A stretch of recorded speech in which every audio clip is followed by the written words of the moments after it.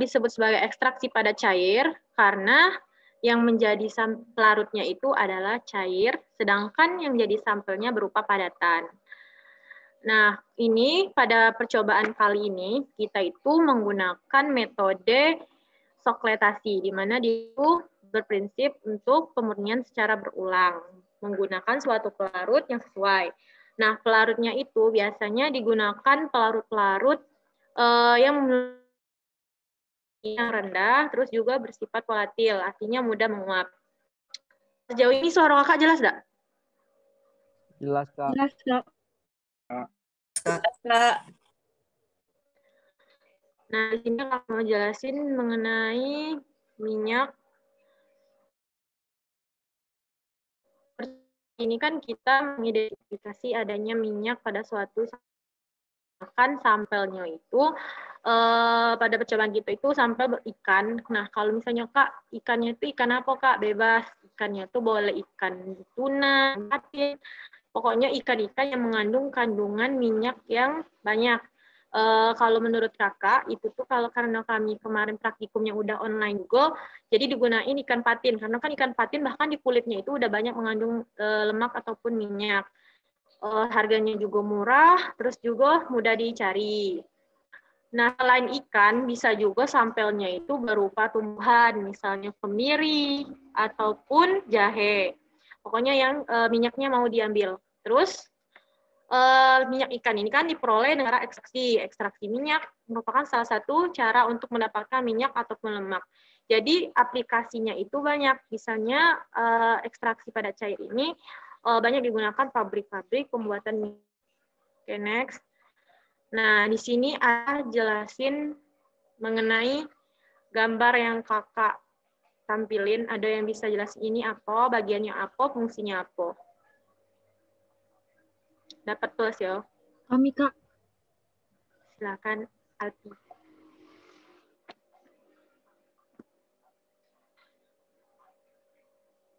Bentar, Kak. Kami pakai headset. Semuanya on cam ya? Kecuali yang udah chat kakak izin.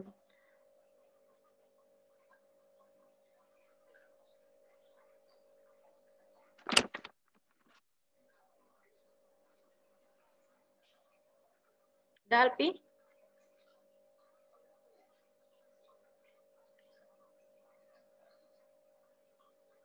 Udah, Kak. Silakan Alpi jelasin bagian. Yang nomor 1 tuh kondensor sebagai pendingin juga mempercepat terjadinya proses pengembunan. Yang nomor 2 itu timbal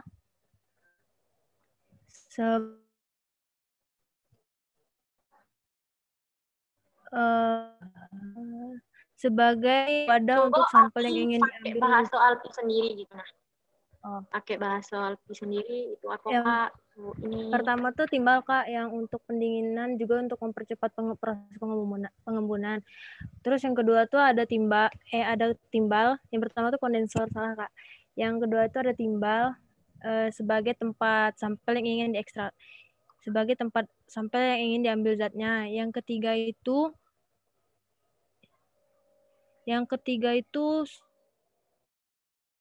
pipa F untuk proses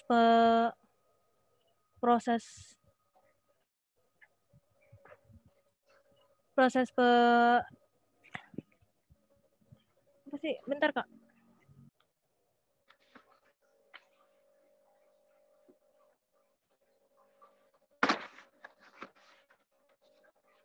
bisa Alpi? Yang ketiga tuh ada pipa F Kak sebagai jalan uap bagi pelarut. Yang keempat itu ada sifon sebagai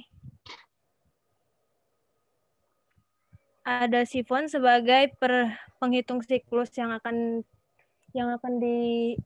dilihat. Yang keempat ada sifon. Yang kelima itu dapat pelarut. Yang keenam itu ada hot plate atau sebagai pemanas, Kak. Oke. Kasih Alpi. Plus 3 untuk Alpi. Jadi secara garis besar apa yang dibilang Alpi itu benar. Di sini ini merupakan kondensor atau pendingin. Nah, di sini ada saluran, itu air masuk sama air dingin, jangan sampai kebalik. Air masuk, di atasnya air keluar. Isinya uap yang berasal dari labu akan mengalir pipa, terus menuju kondensor, dan kembali lagi ke alat sokletnya. Nanti kakak jelasin secara lebih besarnya.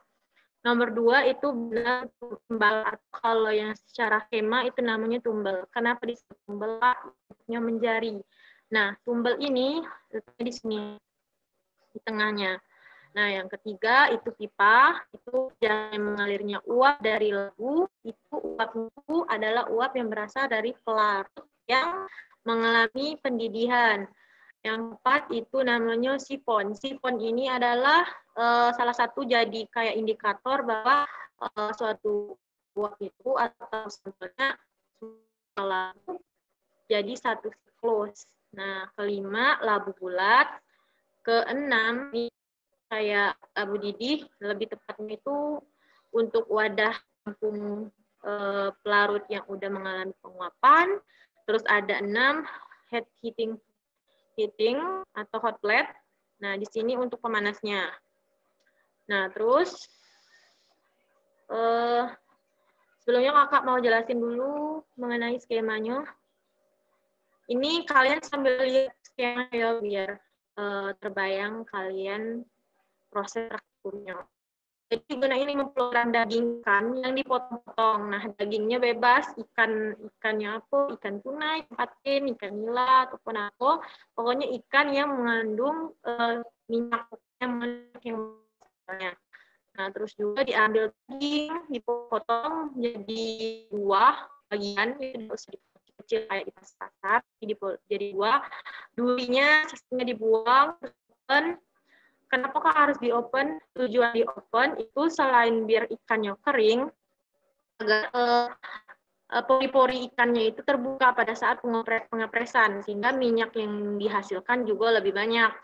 Sebelum kalian melakukan oven, sebaiknya kalian gunain dulu wadah, jangan langsung nempel ke ovennya. Jadi minyaknya tidak keluar, tidak nempel di oven. Yang ketiga, kalian timbang ikannya. Kayak gini prosesnya ikannya setelah di oven. Ini sudah halus ya, sudah digerus. Tujuan digerusnya tadi supaya dihasilkan sampelnya yang lebih halus atau lebih lembut, bebas tulang dan duri. Terus juga udah itu ditimbang, baru next kita masukin ke dalam kertas saring yang bentuk seperti bentuk timbal. Nah, ini kalian masuknya kayak kalian kertas saring songsong gitu. Kalian masuk dikit-dikit ke sini, bentuknya harus lurus, kayak menyesuaikan dengan tumbal yang di timbal yang ini, sini, yang bulatnya kayak kantong. Nah, makanya selongsongnya itu lurus. Terus ditambahin 3 gram CaCl2 anhidrat. Kenapa Kak tambahin CaCl2 anhidrat? CaCl2 anhidrat ini kan sifatnya higroskopis. Nah, karena dia higroskopis, dia mudah menyerap molekul-molekul air yang ada di dalam sampel. Jadi sampelnya bebas dari air. Jadi memang pure itu adalah minyak yang ini. Dia 3 gram ini kalian masukin ke dalam kertas saring yang udah berisi sampel ikan tadi. Terus ditutup dengan menggunakan sumber kapas supaya dioptimal proses pengeringan dari si pelbas molekul pada saat ditambahin CaCl anhidrat. Lalu setelah itu menggunakan kapas masukin ke dalam wadah fermentasi.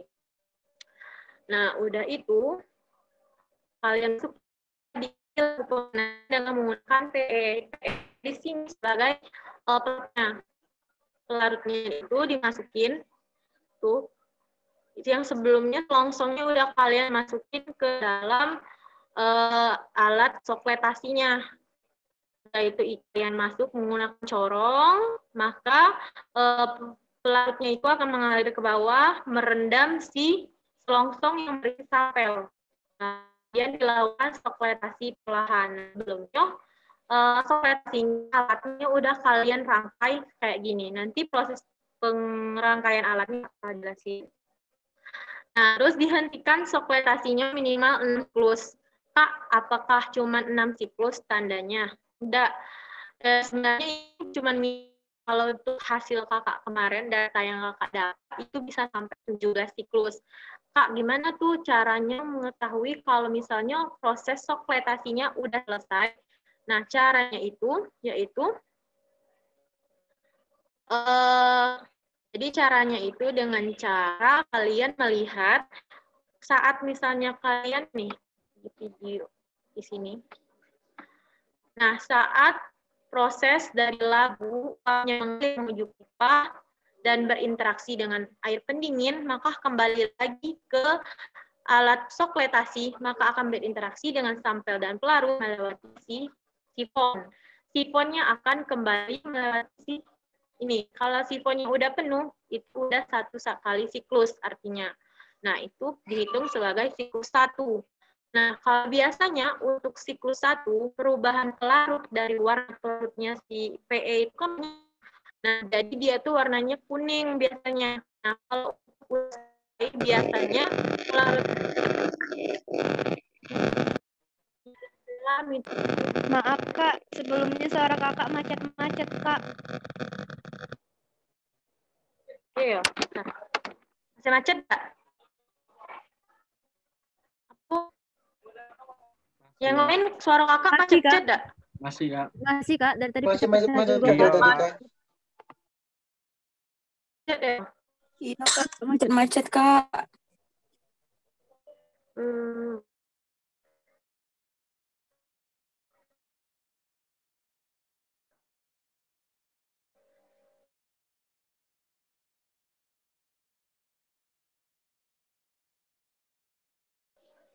Masih macet nggak, guys?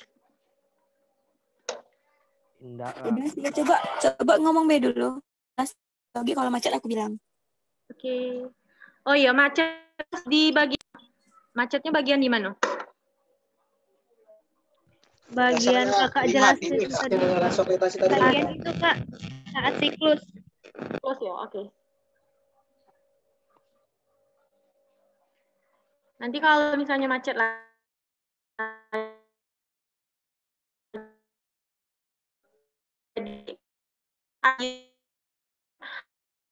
penuh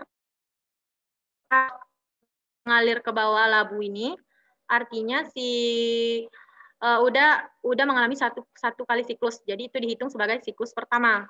Jadi Kak sebagai penanda selesainya suatu Kak, macet. Macet ya? Masih? Masih ya? Enggak sih Kak, lancar tadi. Sekarang masih macet? Lancar-lancar. Lancar Kak. Nah, terus untuk satu kali siklus itu biasanya ditandai dengan kalau udah berakhirnya metode proses soklet dengan perubahan warna dari petroleum ethernya menjadi kuning. Jadi petroleum ether itu biasanya satu kali siklus udah kuning. Terus kalau misalnya sampai 6 siklus berubah jadi bening, itu artinya proses dari sokletasinya udah selesai. Itu bisa kalian hitung proses siklusnya berapa gitu. Nah, terus juga kalian bisa juga lihat tandanya dengan penuhnya atau cium ethernya penandanya. Nah, next setelah itu kan dilakukan sokletasi tuh perlahan yang seperti yang Kakak jelasin. Sebelumnya kalian rangkai dulu alatnya. Gimana tuh Kak? Pertama kali kalian letakin dulu labu bulat ini. Labu bulatnya bisa kalian tambahin apa namanya itu? Batu didi. Batu didinya kan kemarin udah ada kalian jelasin sebagai penyebaran panasnya agar panasnya itu merata. Step kedua, kalian taruh si alat sokletasinya ditempel ke mulut labunya. Nanti kalian mungkin agak kurang jelas sih, nanti ada video Kak tayangin. Untuk nempelnya menggunakan lakban tuh, biasanya kalian antara mulut labu dengan si alat sokletasinya. Nah, itu kalian bisa tempel dengan vaselin. Vaselin itu bukan hand body, tapi sejenis kayak lab gitu. Jadi untuk mengurangi celah dari mulut tabung dengan alat sokletnya. Sudah kalian rangkaian antara labu dengan alat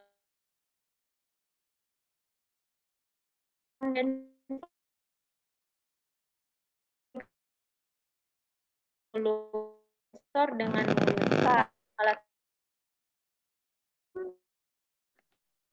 mulut tabung mulut dari kondensor dengan mulut si alat gosok lagi sama vaselin. Terus atau bisa juga kalau tidak ada vaselin kalian tempel lakbannya ke mulut antar kondensor dengan soklet. Pokoknya pastiin bahwa tidak ada satupun gelembung celah yang keluar. Jadi uapnya itu benar-benar ngalir ke bawah, nggak keluar. Nah, di situ step pertama itu kalian taruh labu, kedua taruh lagi si alat soklet, ketiga kondensor. Kak, macet. Ada ngakaknya. Macet, lanjut, Kak. Masih macet enggak? Nggak macet, Kak, dari tadi. Sinyal orang tuh. Coba Dina sama Bella pindah tempat.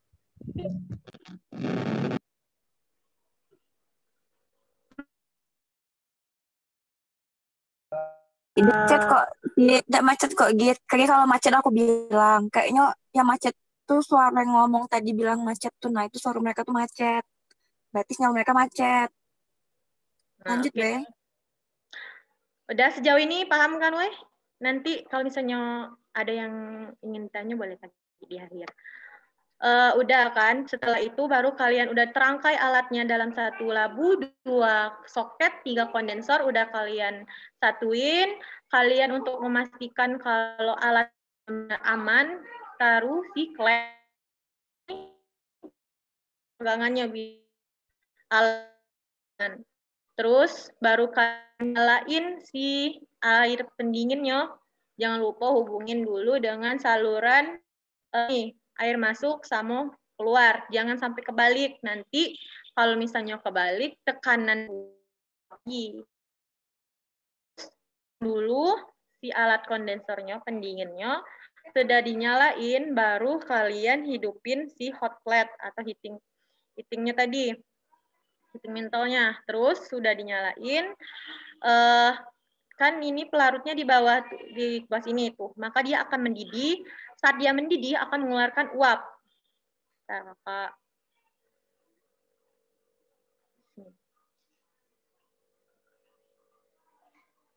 Nah, secara ini bergerak gini. Nah, dia akan mendidih, mengeluarkan uap. Uapnya akan mengalir dari sini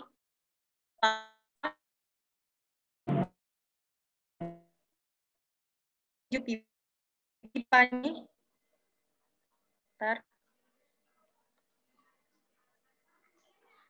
Inilah yang disebut dengan pipa F tadi. Ini saat uap maka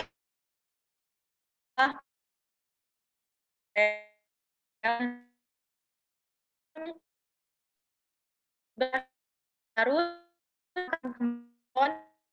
ini kayak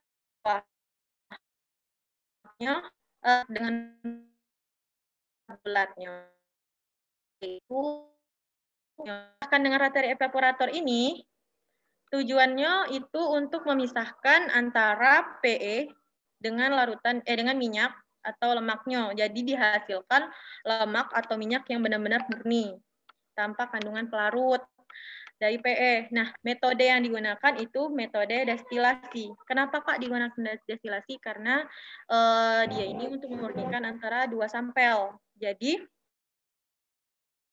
dengan yang ingin diambilnya itu, yaitu minyak atau lemak. Nah, maka metode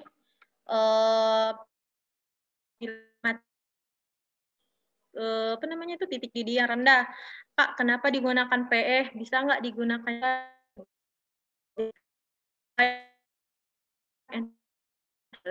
Itu biasanya digunakan pelarut yang non-polar, tergantung dengan polaritasnya.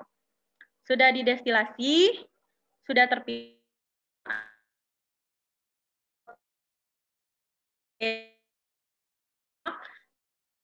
Kita volume itu udah minyak dan lemak yang tanpa kandungan petroleum eter. Nah, sejauh ini ada yang mau ditanya enggak? Ada Kak, kami mau nanya Kak. Ini dulu. Kak izin bertanya, kan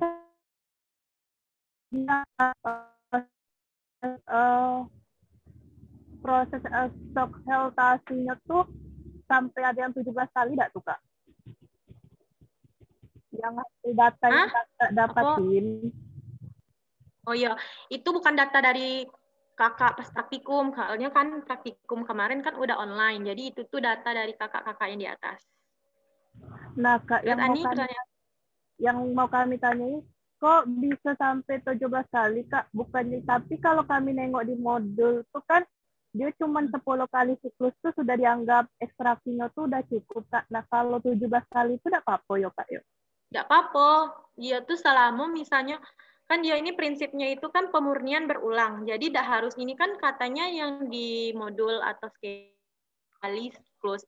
Kalau misalnya sampelnya belum murni ya harus diulang lagi.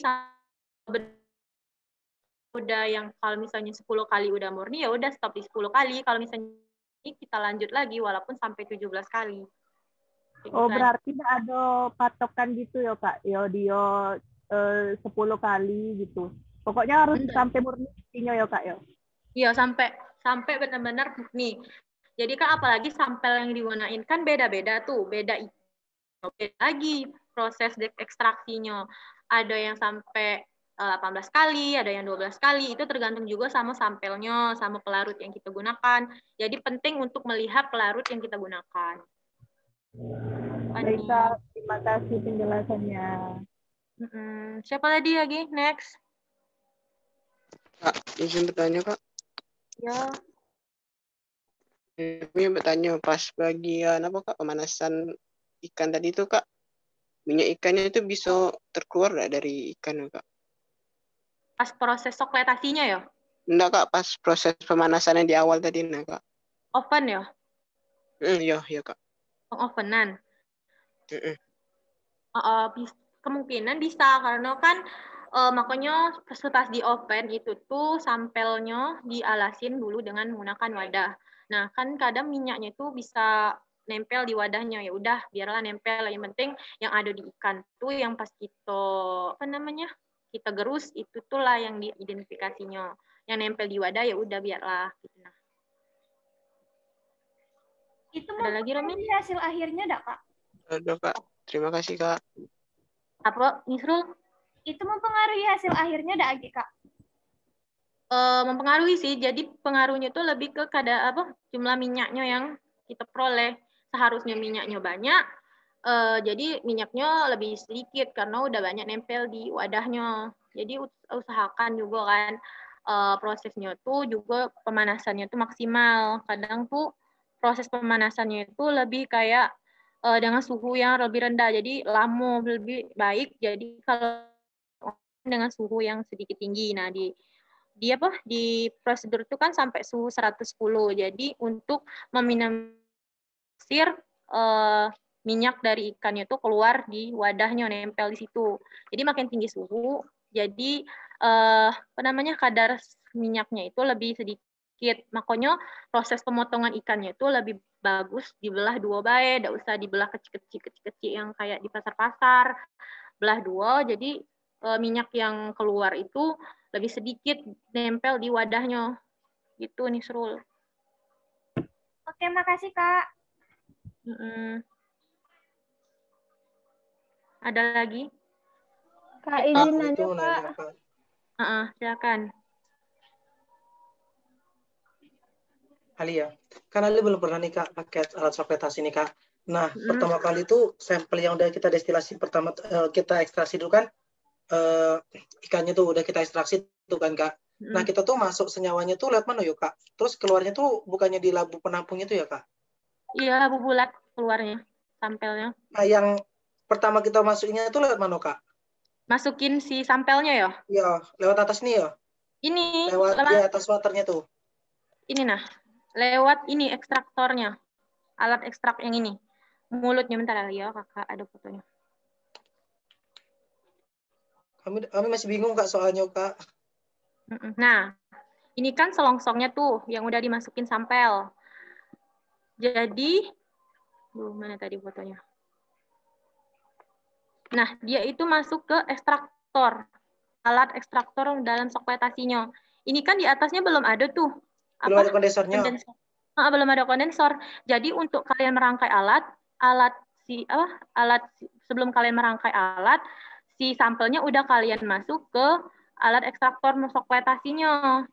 Jadi sebelum kalian rangkai, si sampel udah ada di dalam ekstraktornya. Kayak gitu, Ali. Nggak langsung dalam kondensor, kita colokin lagi, masukin dari kondensor, baru dia melewati, itu kan ribet lagi. Jadi dia tuh masukin lah pas sebelum rangkaian alat. Gitu, Ali. Mau nanya lagi, Kak. Itu nanti kan dia terpisah tuh, Kak, antara nanti kan dia kan dapat tuh hasil destilatnya tuh kan, Kak. Nah, itu kan destilatnya di bawah. Nah, sisa penguapannya itu nanti keluar mana, Kak? Sisa penguapannya? Iya. Sisa penguapan dari apa? Ini kan sisanya tuh kan hasilnya kan ke bawah nih. Kan dia kan muter. Yang di tengahnya tuh, Kak, itu tuh apa sih, Kak? Maksudnya tuh, mana ngomong? Kan kapas itu kan di tengah tuh kan, Kak? Ya. Nah, itu kan di seharian dia turun ke bawah tuh kan, Kak? Nah, habis itu yang di bawahnya tuh labunya kan tuh nerimanya tuh gitu kan, Kak? Nah, Mas tadi tuh dianya tuh kan dia kan kita nak nyaring tuh kan, Kak. Sisa penyaringannya tuh pengotornya tuh dia keluar mana, Kak? Jadi kan ini iya kan dari labu sudah pemanasan dia melewati si pipa. Pipa akan mengalir ke air pendingin. Air pendingin saat uap mengalir berinteraksi dengan air pendingin, dia akan kembali lagi ke sampel yang ekstraktornya, sampel dengan pelarut, dia berinteraksi, maka dia akan mengalir menuju si sifon yang menandakan 1 kali siklus. Nah, kalau misalnya udah ke sini, sisa sampelnya ya maksud Ali. Iya, Kak, sisa sampelnya, Kak. Sisa sampelnya itu semuanya kalau misalnya udah benar-benar murni, benar-benar udah selesai di proses ekstraksi, itu kan masih di bawahnya itu sebelum didestilasi, proses destilasi masih mengandung PE sama minyaknya. Jadi ada 2. Nah, sebelum itu kan masih ada nih di sini kadang-kadang sisa-sisa dari pelarut yang kita gunain. Jadi tidak pure dia tuh pindah semua ke labu. Masih ada yang tertinggal di timbelnya. Jadi pas timbel tuh kadang dia tuh masih ada benar-benar kering, ada yang benar-benar pas dibuka itu ikannya benar-benar kering, ada yang masih mengandung sisa-sisa dari proses ekstraksinya. Jadi kemungkinan masih ada di timbel, tinggal di timbel. Berarti, Kak, nanti itu pelarut sama hasil ekstraksinya tuh dia tuh bercampur jadi satu ya, Kak? Iya, pelarut sama hasil ekstraksinya bercampur. Bercampur satu di labu itu ya, Kak? Makanya dilakukan siklus terus sampai dia dapat yang murni gitu? Iya, makanya dia dilakukan proses destilasi dengan rotary evaporator. Karena kan dia nih di labu ini tidak pure, itulah minyak sama lemak, masih ada kandungan pelarut, makanya 2 kali dilakukannya setelah ekstraksi. Kayak gitu, Ali. Oke, Kak. Makasih, Kak. Udah paham, Kak. Kak. Ya. Kan tadi kata kakak kan agak terjadi siklus. Tengok dia terjadi siklus itu kayak mana, Kak? Siklus pertama? Untuk siklusnya itu kalian tengok di saat sifon. Sifon ini yang ini.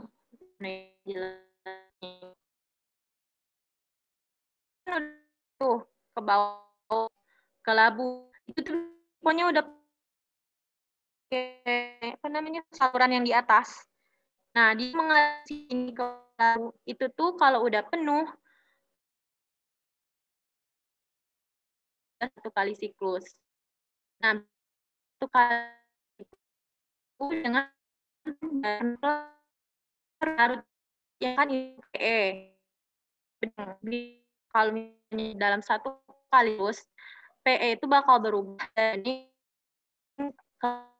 namanya menandakan itu juga kita menggunakan heksan. Soalnya N-heksan sama PE itu polaritasnya titik didinya dekati sama-sama.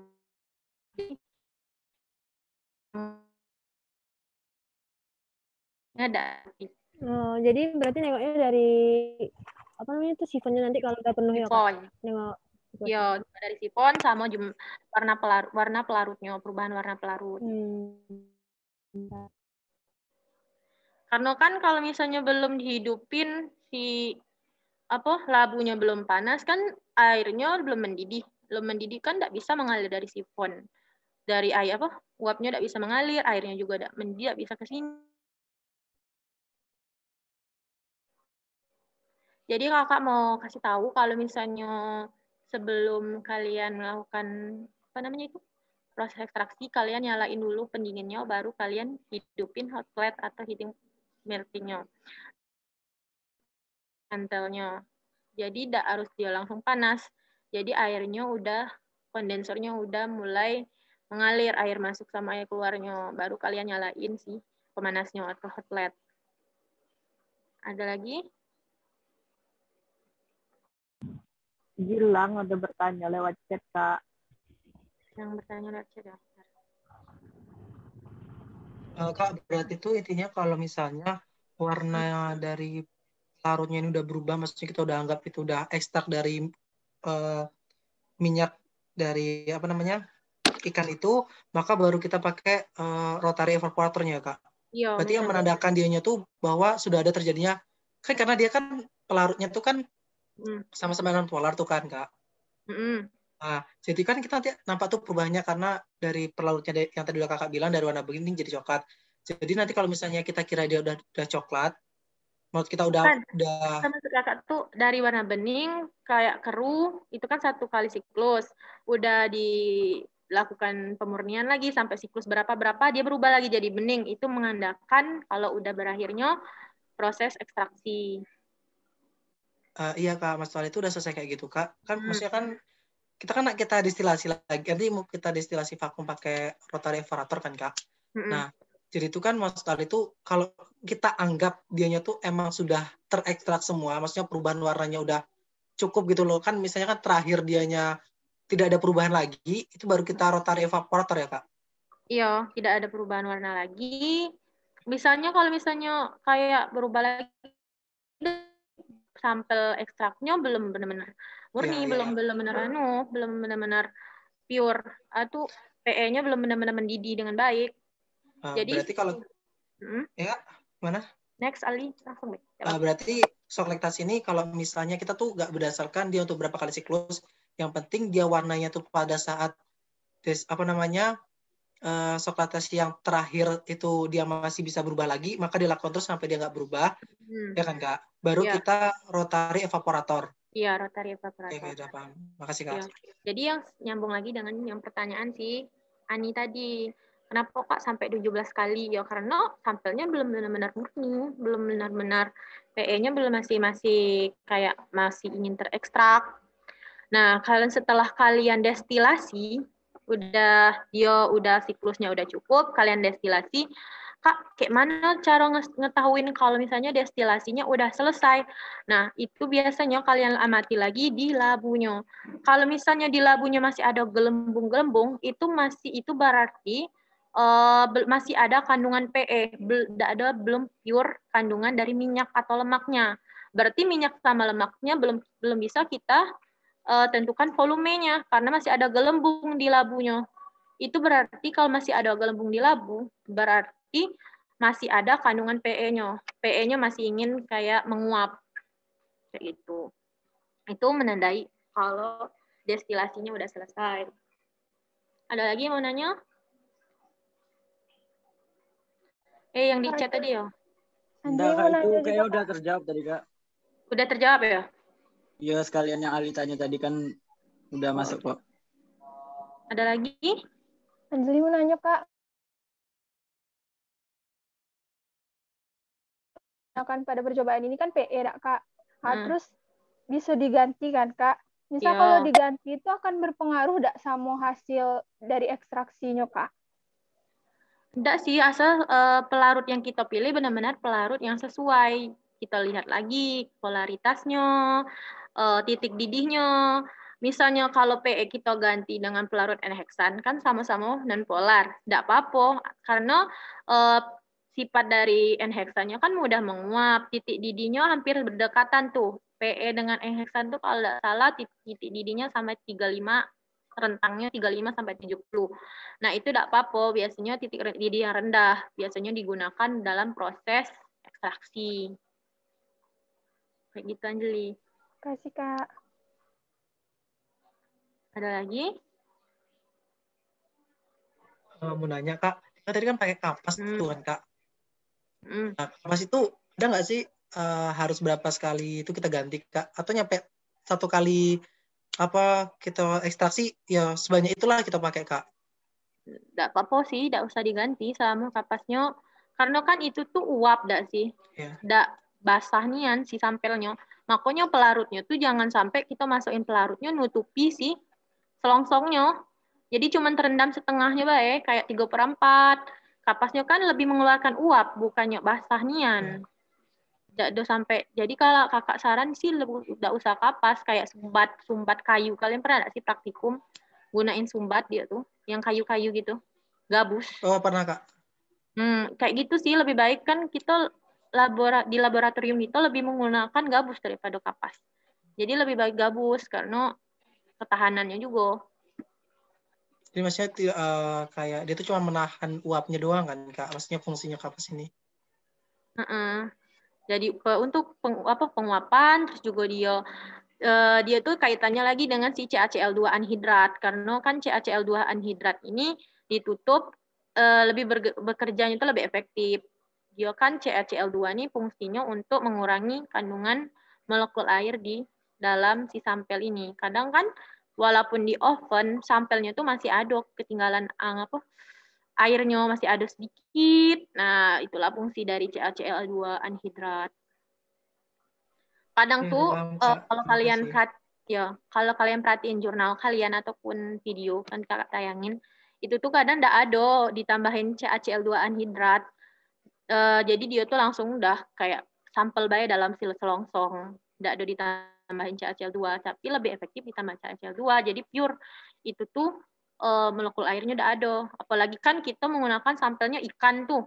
Ikan kan kadang mengandung airnya banyak. Kalau misalnya kayak kemiri, jahe, apalagi kemiri itu. Kemiri itu kan kayak keringin bulat, apalagi yang kayak langsung dibeli di pasar. Itu jarang kandungan airnya banyak. Makanya kadang jarang tidak ada ditambahin CaCl2.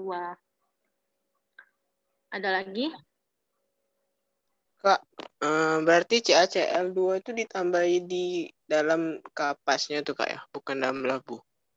Bukan dalam labu. Si CaCl2 ini ditambahin setelah kita masukin sampelnya, sampel ikan, ke dalam selongsong. Nah, masukinlah CaCl2 anhidrat. Jadi yang di dalam labu itu cuman pelarut. Dalam ekstraktornya ini. Nah, pelarut. Si CaCl2 dimasukin dalam si sampel ikan. Kalau misalnya, dia kan fungsinya untuk nyerap kadar sampel ikannya, kadar airnya dalam si selongsong. Kayak gitu loh, Mi. Oke, Kak. Terima kasih, Kak. Ada lagi? Dina mau nanya, Kak. Ya. Dengar tak kakaknya? Udah. Siapa nih nanya? Kalau misalnya itu tadi kan pakai pelarut yang petroleum ether enggak sih, Kak? Itu kan dia enggak berwarna enggak sih, Kak? Atau warna kekuningan. Nah.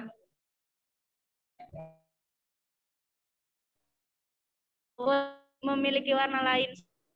Soalnya Dina kemarin tadi tuh nengok glikolipida. Nah, glikolipida tuh warna hijau kebiruan. Itu tuh bisa enggak sih, Kak?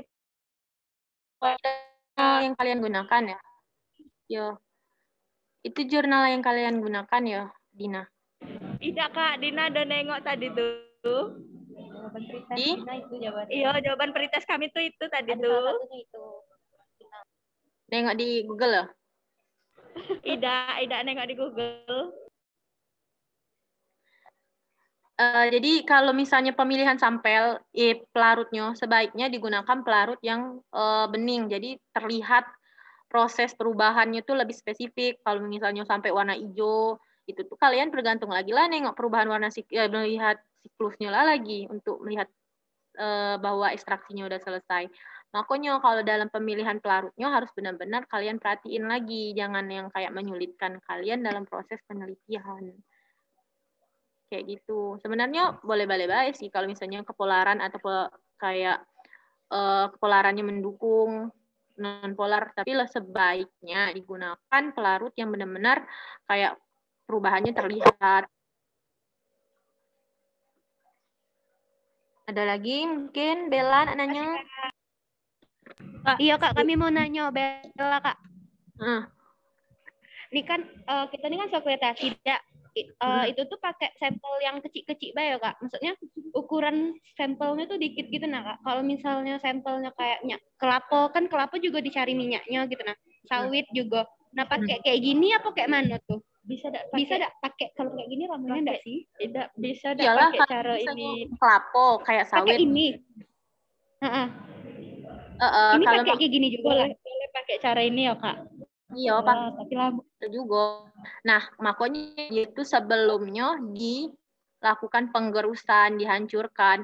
Kalau misalnya kalian masukin yang besar-besar masukin dalam tuh, otomatis ya sulit lah dia. Mungkin minyaknya keluar, tapi sedikit. Makanya dia digerus, biar minyaknya tuh memang benar-benar keluar. Apalagi kan kayak ikan. Ikan kan di oven, biar pori-pori dari ikannya itu lebih peri-peri ikannya itu terbuka, jadi proses pengepresan minyaknya lebih maksimal. Jadi kalau misalnya nak digunain sampel kelapa, ya kalian kalian geruslah kelapanya, tidak usah sampai banyak hancur tuh, kayak sedikit, lebih mudah lembut lah, kayak bisa diidentifikasi, jangan sampai banyak. Kalau banyak kan di kertas saringnya nyatu dengan pelarutnya, udahlah. Nggak ada bisa menguap lah lagi, itu udahlah campurnya. Kayak gitu Bella. Jadi kalau misalnya mau digunakan kelapa, sawit, sebaiknya dipotong-potong. Baik Kak, terima kasih Kak. Oke. Ada lagi ya yang nanya? Kalau ada Kakak mau tayangin video. Ada Kak, di chat Kak.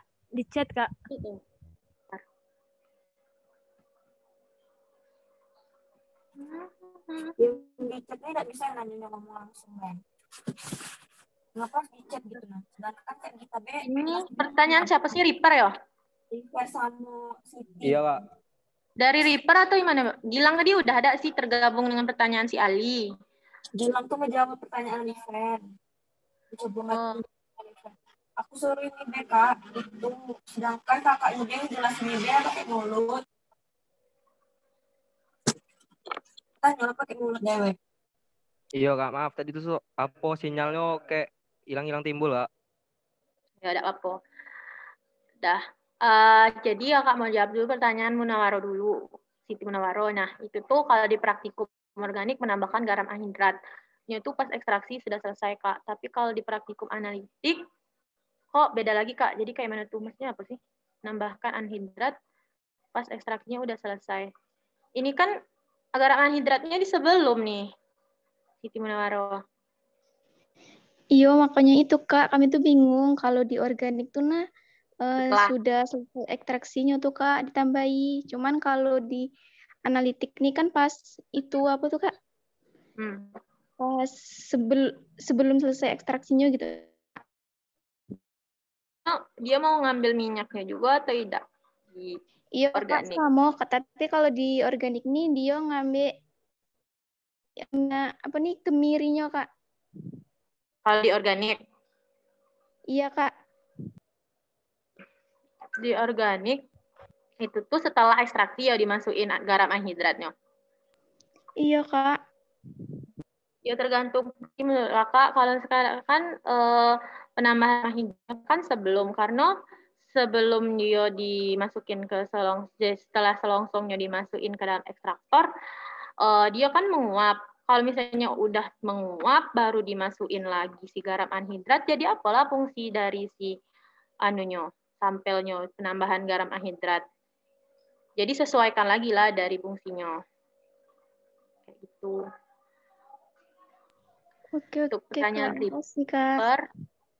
Untuk pertanyaan Reaper, kan tadi digunain vaselin Kak. Itu pada pemanasan apakah tidak meleleh Kak? Misalnya kalau meleleh itu tuh gimana Kak? Mempengaruhi ada Kak? Enggak Kak. Itu tuh vaselin tuh kayak lem sih menurut Kakak tuh bentuknya tuh agak mirip emang saya vaselin yang hand body tuh. Dia tuh bukannya kayak bukan dia tidak meleleh, cuman kayak lem lengket kering udah tidak meleleh gitu. Kayak gini nah, bentar Kak, kayak gini nah. Sebenarnya nanya River. Kayak gini adek itu kurang lebih kayak gini ya. Nah iya Kak. Soalnya nengok kan di Google Kak, itu tuh kayak titik lelehnya tuh kisaran 47 derajat Celcius. Si vaselin? Nah, iya Kak. Juga vaselin tuh ada di kayak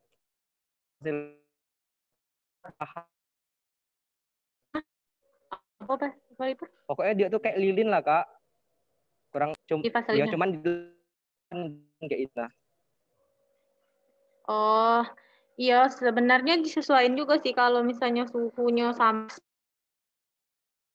sampai kayak meleleh, kayak sampai suhunya 180-an itu bisa jadi, apalagi kan tapi kan di praktikumnya makanya ditambahin vaselin, kalian kaitin dengan klem sama statip, jadi lebih kuat. Oh, enggak. Lihat juga pengaruh suhunya juga sih, Reaper, kalau misalnya bisa jadi vaselinnya meleleh. Ya, makasih ya.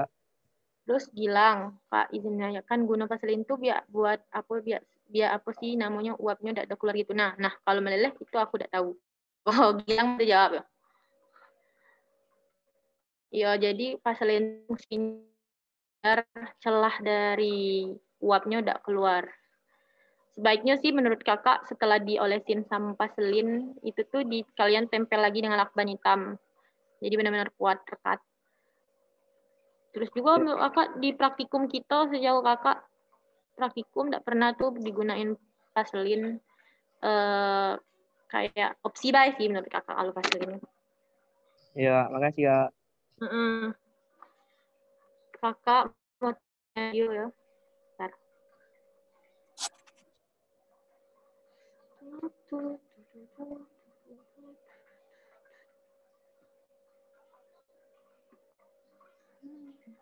Kelihatan nggak videonya? Enggak Kak, belum Kak. Belum tadi. Belum Kak.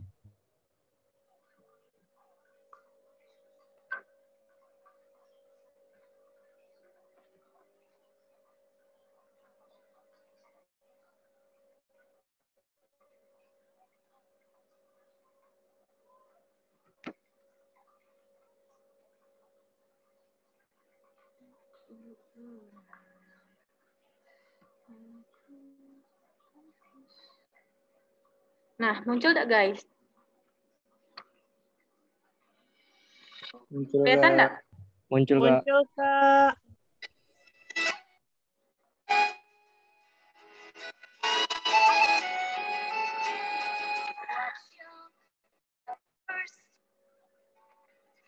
Nah, ini alat ekstraktornya. Kali ini dia proses pemurnian dari kemiri. Ditumbuk dulu atau digerus dengan menggunakan mortal sama alu.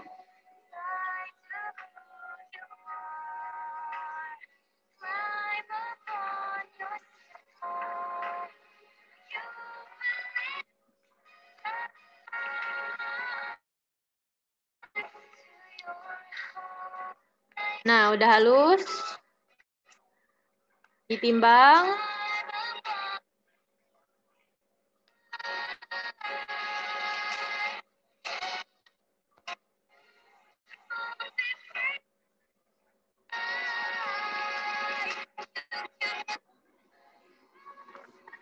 ngambil sampelnya itu kan itu banyak tuh yang hasil dari digerus tuh. Ambilnya secukupnya sesuai dengan muatan dari si selongsong.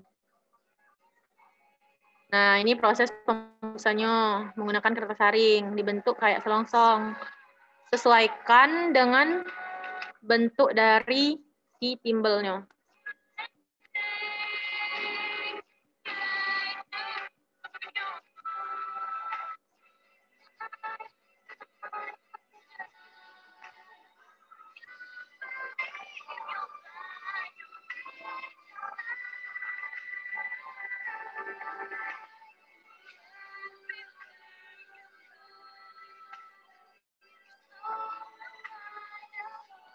Nah, masukinlah sampelnya ke dalam selongsong.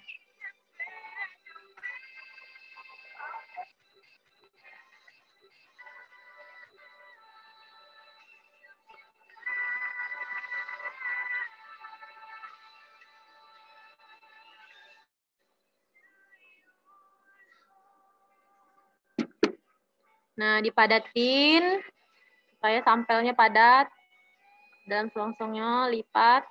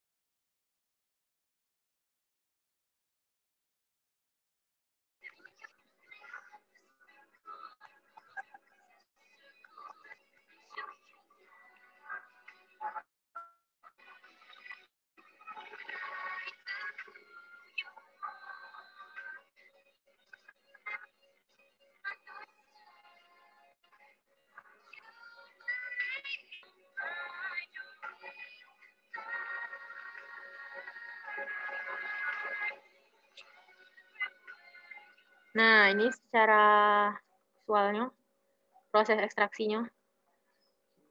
Tuh, kenapa tuh diod dari sini klem, kali kalian vaselinnya melepo. Aman lah.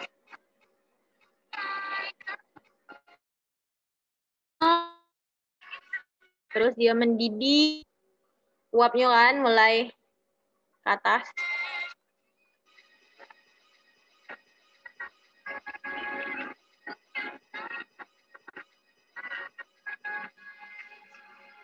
Tuh, si pelarutnya mulai berkurang.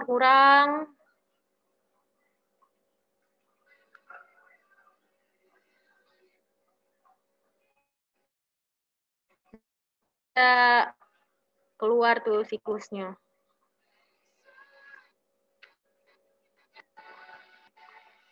Nah, ini kemirinya menghasilkan ampas yang kering.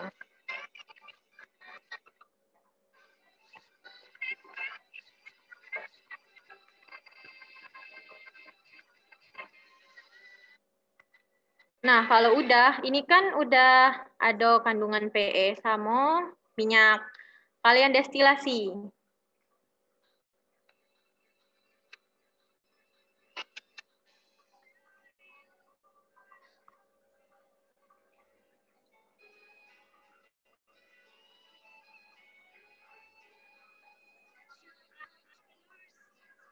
Tuh, proses destilasinya sampai ke minyaknya keluar dalam pure murni. Tuh, maka dihasilkan minyak yang bebas dari PE. Baru ditentuin volumenya berapa.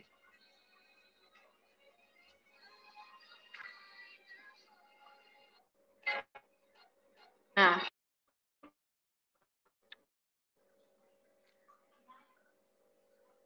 mungkin Kak Dara mau nanya, Kak?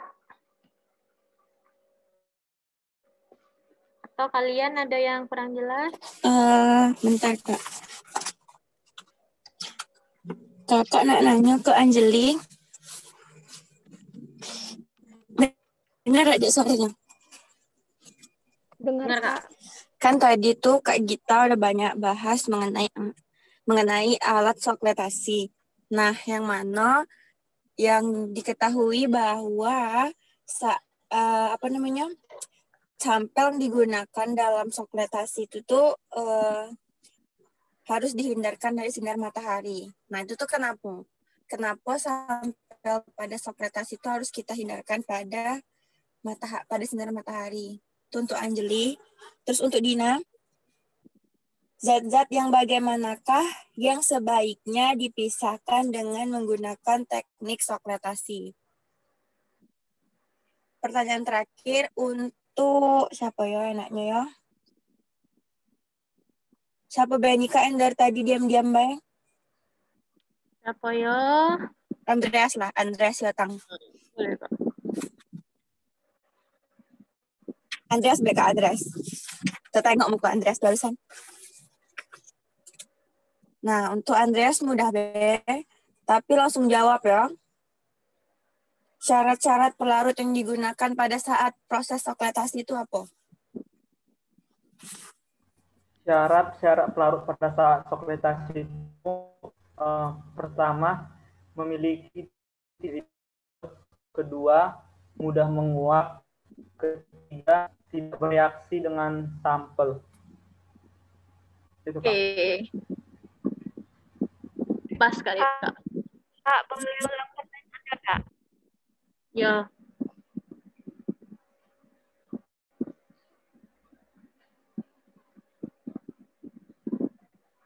Anjeli ya tadi? Tidak dengar deh apa deh tadi ulang. Anjeli yang ngomong. Andreas tadi udah ya? Rina mau nanya Kak, apa pertanyaannya tadi Kak? Tidak dengar Kak. Pertanyaan Dina tuh, zat-zat yang bagaimana yang sebaiknya dipisahkan dengan menggunakan teknik sokletasi?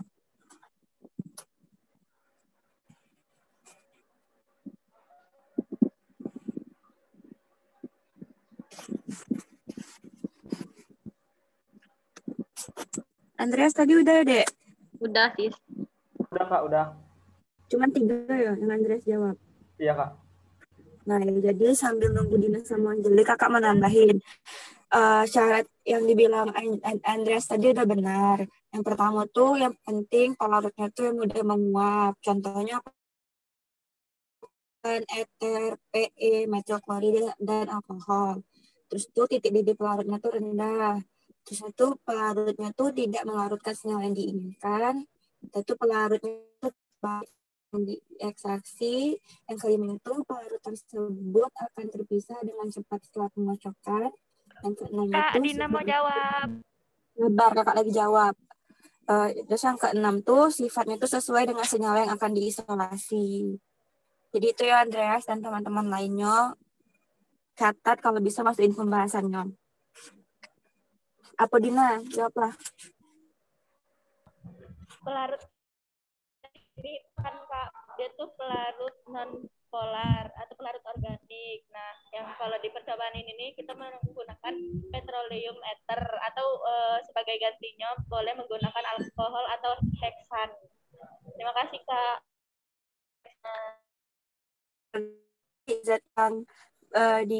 Zat yang bagaimanakah yang dapat digunakan pada teknik sokletasi ini tuh yaitu zat yang berupa padatan atau yang bersifat non polar. Benar tadi yang dibilang kata Dina. Oke, makasih Dina. Anjeli? Kalau menurut Angelio Kak, kenapa tidak boleh kena sinar matahari itu takut mempengaruhi didihan dari larutan itu tidak Kak? Oke, udah ya? Udah Kak. Nah, oke, catat ya semuanya. KG di akhir Kakak tanya lagi ke orang yang beruntung. Jadi kenapa dia tuh harus dihindarkan dari sinar matahari? Karena jika sampai terkena sinar matahari, senyawa dalam sampelnya itu akan berfotosintesis hingga terjadi penguraian atau dekomposisi. Nah, karena itu jadinya hal ini tuh menimbulkan senyawa baru yang disebut dengan senyawa artefak. Terus kalau udah timbul senyawa artefak itu, maka dikatakanlah sampel itu tidak lagi alami gitu. Oke semuanya, kembali ke Kak Gita. Makasih Kak. Kak, cepat nih kan kakak ngomong yuk Kak. Belum dicatat full dengan kami. Nah iya lah, Alpi main HP dari tadi. Kakak nampak lah. Alpi mungkin bisa tanya sama kawannya ya. Jadi kakak mau nambahin sedikit kalau untuk misalnya di sampelnya terkena sinar matahari, otomatis minyaknya minyak dari ikannya itu lebih akan diserap oleh mataharinya. Jadi dia itu bukan kering karena open, kering karena cahaya matahari. Nah, oke, kakak mau nanya untuk presentasi kelompok siapa yang belum presentasi? Aku belum Kak. Kelompok siapa? Anggun ya? Iya belum Kak. Kelompok berapa Anggun? Kelompok 6 Kak. Kelompok berapa lagi yang belum? Satu Kak. Satu, 6. Dengan dua Kak. 1, 6 sama 2 ya. Bentar Kak cek dulu mana. 2, kelompok 2. Nasi ikan sidar. 1, 6. Oke, kelompok 1 ya. Dari Ika. Mulailah.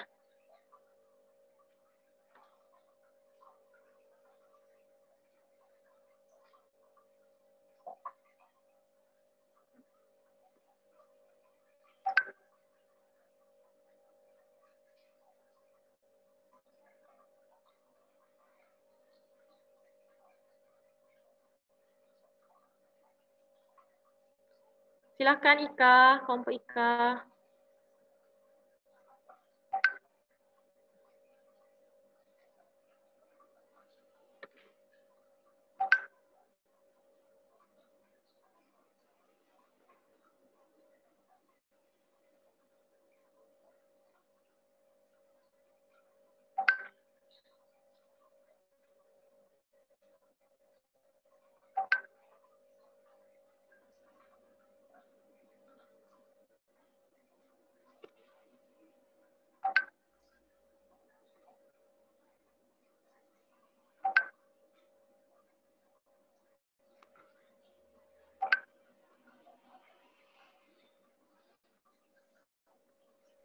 Kak, jurnalnya di SS juga ya, Kak?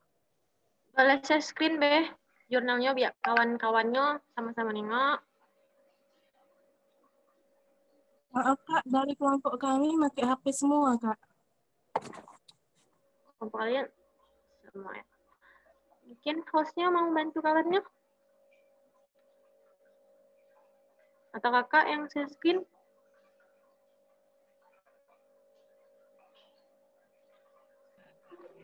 Bisa saya scan dari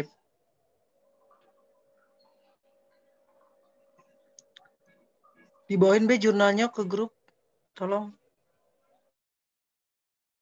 Aryawan enggak yang itu screen?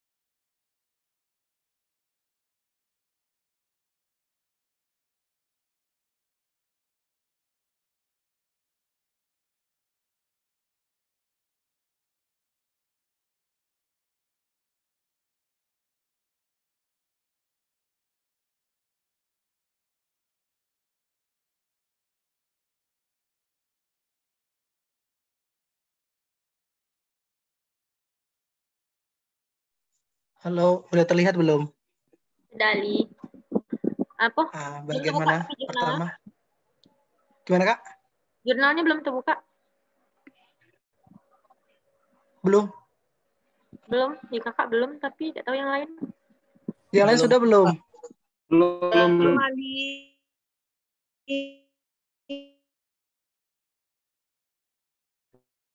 Bentar ya.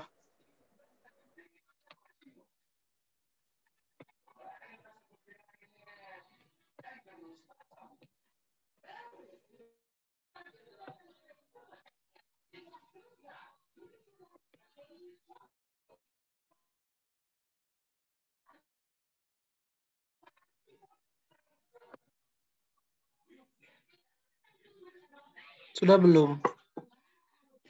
Belum. Belum. Belum terbuka, Li. Belum ada, Li. Kayak mana ya? Gambarnya apa tempat kalian, Wi? Di filenya buka dulu di tampilan Windows, habis itu pas share screen langsung tekan di bagian itu, jangan pas waktu mau share screen itu baru buka, tidak bakal nampak. Oke, ulang ya. Oke.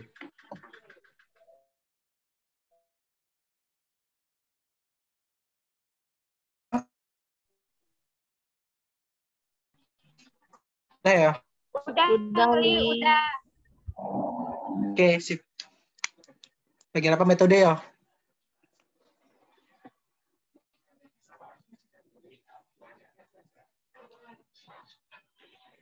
Nggak usah langsung dia jelasin sampelnya apa, metodenya apa, ini yang diperhatiin apa. Misalnya kalau misalnya jadi perbandingan suhu, kalian jelasin, ada urep jelasin, nggak usah jelasin lateo, langsung deh.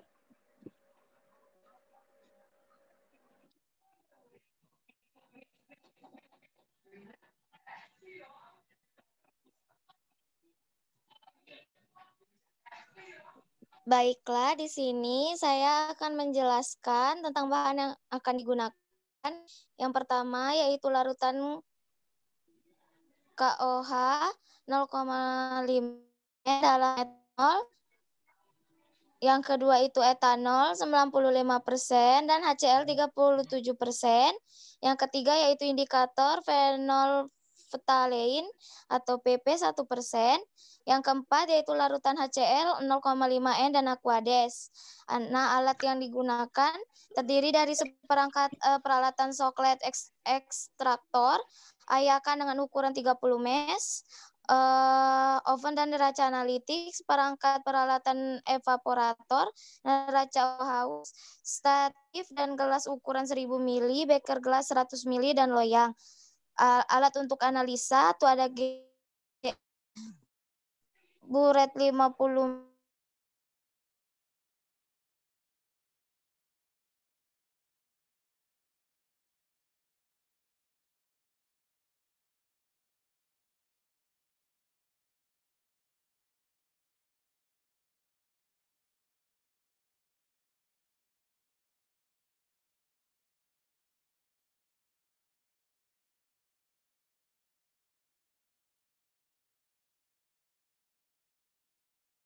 Dayak dikeringkan menggunakan oven dan disimpan di wadah yang tertutup untuk digunakan pada proses ekstraksi.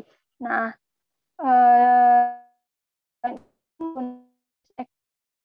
ekstraksi dan evaporasi. Nah, proses pertama peralatan ekstraksi dirangkaikan sesuai aturan, kemudian ditimbang sesuai dengan kisaran berat yang dibutuhkan. Kemudian dibungkus dengan kertas saring dan dimasukkan ke dalam timbal. Masukkan pelarut ke dalam labu dengan volume yang bervariasi dan kemudian dipanaskan pada suhu 65 derajat Celcius dengan variabel waktu ekstraksi setengah, 1, 2, 3, 4, dan 5 jam.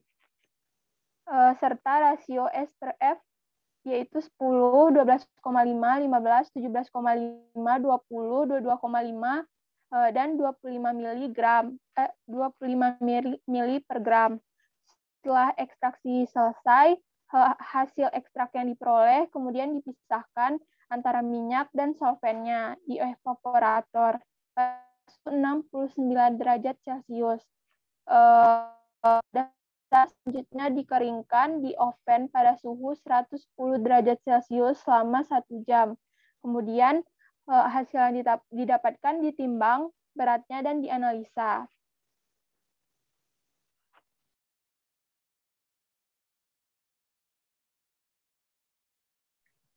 Next. Berikutnya yaitu prosedur analisa. Yang pertama yaitu analisa bilangan penyabunan. Yang A, penentuan volume titrasi untuk larutan. Blanko diambil 5 mili larutan KOH 0,5 N dan dalam etanol dan ditambahkan 2 tetes indikator PP. Selanjutnya dititrasi dengan larutan standar HCl 0,5 N sampai warna merah muda hilang dan catat volumenya. Yang B, penentuan volume titrasi sampel diambil 2 gram. Sampel minyak dimasukkan dalam Erlenmeyer 250 mili. Tambahkan 25 mili KOH 0,5 N. Hubungkan Erlenmeyer dengan perbandingan tegak dan dididihkan di atas batch pemanas selama 1 jam. Setelah itu didinginkan sebentar pada suhu ruangan. Selanjutnya ditambahkan 2 tetes indikator PP dan dilakukan titrasi dengan larutan standar HCl 0,5 N. Sampai warna merah muda hampir hilang. Dicatat volumenya dan diulangi langkah 1-6 sebanyak 2 kali.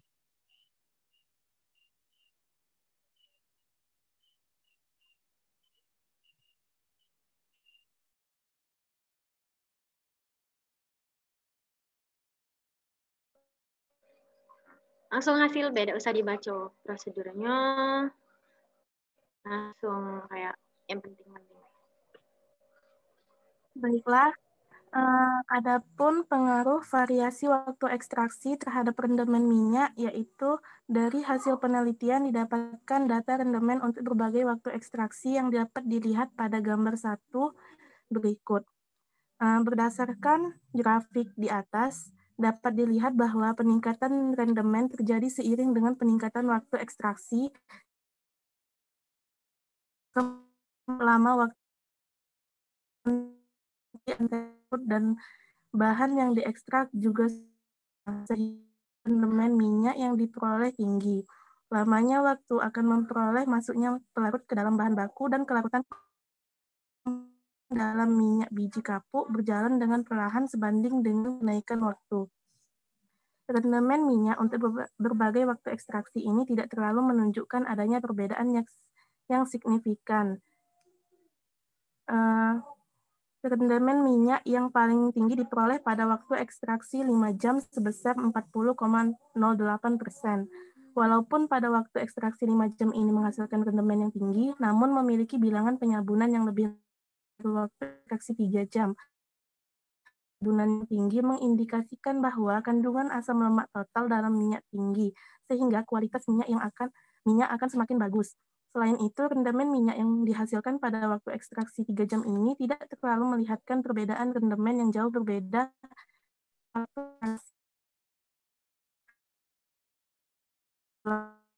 sehingga yang digunakan untuk variasi variabel selanjutnya adalah pengaruh larut sampel terhadap rendemen minyak. Untuk mengetahui fungsi rasio S dengan memvariasikan rasio F dibuat tetap dari hasil penelitian didapatkan data rendemen untuk berbagai variasi rasio S per F yang dapat dilihat pada graf. Dari gambar grafik tersebut diketahui bahwa banyaknya minyak yang terlarut tergantung dengan rasio S per F. Semakin banyak rasio S per F, semakin besar volume pelarut yang digunakan, sehingga rendemen minyak yang diperoleh semakin tinggi. Hal ini dikarenakan dengan adanya volume pelarut yang banyak akan lebih tersebar merata pada sampel, sehingga seluruh bagian sampel akan terbasahi oleh pelarut dan minyak yang terkandung di dalam sampel akan semakin banyak yang terekstrak. Komponen yang terekstrak